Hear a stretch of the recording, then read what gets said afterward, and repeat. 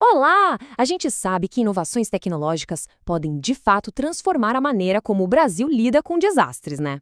Pois bem, nesta nossa análise, a gente vai mergulhar nos desafios e, claro, nas oportunidades para a defesa civil, e tudo isso com base num trabalho acadêmico super importante sobre o assunto. Então, a base para a nossa conversa de hoje é o projeto de intervenção do Gabriel Henrique Nagata, que foi orientado pela professora Ana Maria Stefan. É um trabalho que vem lá do curso de especialização em Gestão Pública em Proteção e Defesa Civil da Universidade Federal de Juiz de Fora, com conclusão prevista para 2025. E isso, claro, só reforça o compromisso que a universidade tem em formar profissionais realmente qualificados. Ok, para a gente entender tudo direitinho, vamos seguir um roteiro, tá? Primeiro, a gente vai dar uma olhada no cenário dos desastres. Depois, vamos ver como a tecnologia e a cooperação entram como resposta. E, por fim, a gente discute os desafios e as considerações finais do estudo. Vamos lá? Para começar, antes de falar de inovação, a gente precisa entender uma coisa: a urgência da situação. Qual é, de fato, o cenário dos desastres aqui no Brasil? E olha, os números são de impressionar. São mais de 3 milhões, isso mesmo, 3 milhões de pessoas afetadas por desastres ambientais no Brasil todo o ano. A fonte dessa informação é o Centro Nacional de Monitoramento e Alertas de Desastres Ambientais. É um número que, francamente, grita por uma resposta imediata e muito, mas muito eficaz. Certo, mas o que está por trás disso? O que agrava tanto essa situação? Bom, o estudo aponta para uma combinação perigosa de fatores. A gente está falando de um aumento na frequência de eventos climáticos extremos, das mudanças climáticas globais que todo mundo já sente, de uma urbanização que muitas vezes acontece de forma desordenada, e tudo isso acaba gerando uma vulnerabilidade enorme em várias regiões do nosso país. Então tá, o cenário é complexo. E aí, o que pode ser feito? É aqui que a coisa começa a ficar interessante.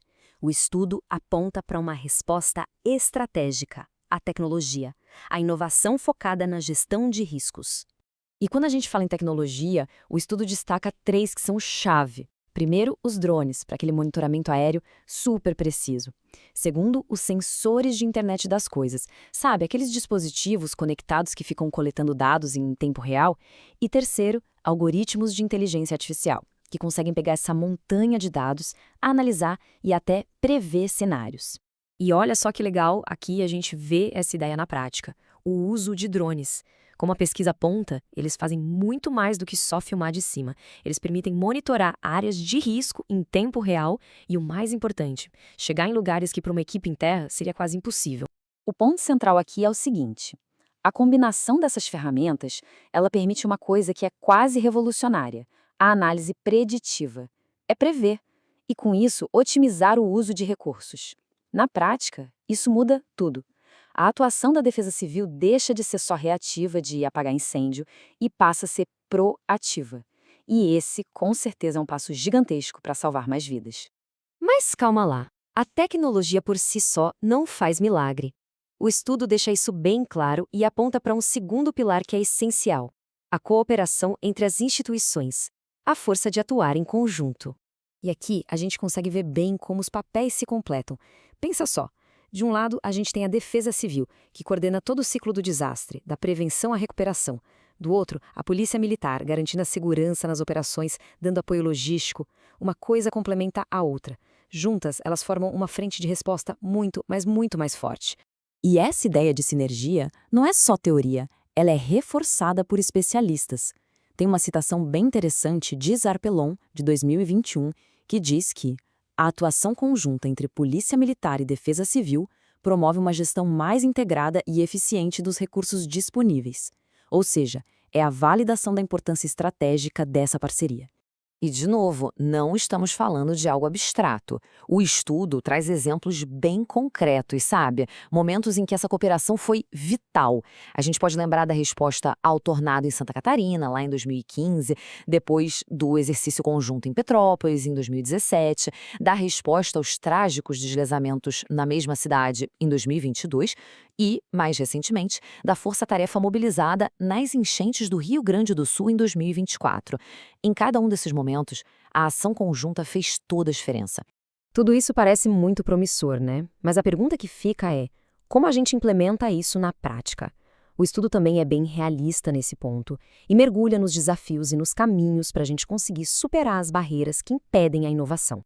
E olha, os obstáculos não são poucos, não. A pesquisa aponta várias barreiras institucionais bem sérias. Tem a resistência à mudança, aquela coisa de sempre fizemos assim, tem as limitações de orçamento, que a gente sabe que é um problema crônico, a falta de sistemas que conversem entre si, sabe? Cada um fala uma língua, e também a ausência de protocolos padronizados e, claro, a falta de treinamentos conjuntos. Ok, mas como superar tudo isso? O projeto de intervenção não fica só no diagnóstico. Ele propõe um caminho bem claro, com 3 passos estratégicos. Primeiro passo, fortalecer os protocolos de cooperação. Segundo, implementar sistemas de comunicação inteligentes, para todo mundo finalmente falar a mesma língua. E o terceiro, que talvez seja o mais crucial de todos, realizar capacitação conjunta e muitos exercícios simulados. Porque na hora que a crise chega, a resposta tem que ser quase automática, tem que ser eficiente.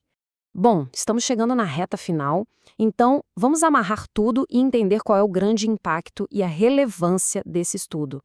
A grande lição que este excelente projeto de intervenção nos deixa é a seguinte: a aliança entre inovação tecnológica e cooperação institucional não é só uma ideia legal, é um caminho estratégico e mais, indispensável para a gente fortalecer a capacidade das nossas comunidades de resistir e se recuperar de desastres. É um trabalho, sem dúvida, de altíssima qualidade e com uma aplicabilidade prática imensa. E tudo isso, claro, nos deixa com uma reflexão final, uma pergunta que não quer calar. Como a gente pode acelerar a implementação de tudo isso? Como garantir que cada comunidade, em cada canto do Brasil, esteja de fato mais segura e mais preparada para o que vier pela frente? Se esta nossa análise ajudou a esclarecer o tema, considere seguir o canal, curtir e compartilhar. Assim, essa informação tão importante chega a mais pessoas.